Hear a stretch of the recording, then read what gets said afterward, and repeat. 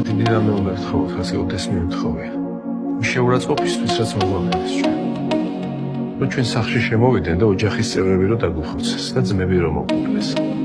და ღმერთის სახელით ის კაცი უნდა მოგვდეს ჩვენი ხელიდან. და ვისაც გინდათ შურის ძიება, იარაღი ავიღოთ ხელში ერთად. მოლოდე გამოყვები და აღეგატობები ციაში.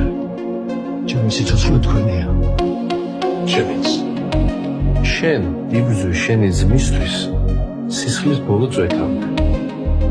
ძალიან კარგად მახსოვს მამაჩემის ნათხოვარი. შენ? შეგუცხალი უფალო, შეგენაცვალე. შემოვიდი ფეხი წყალოზე ზღვარში.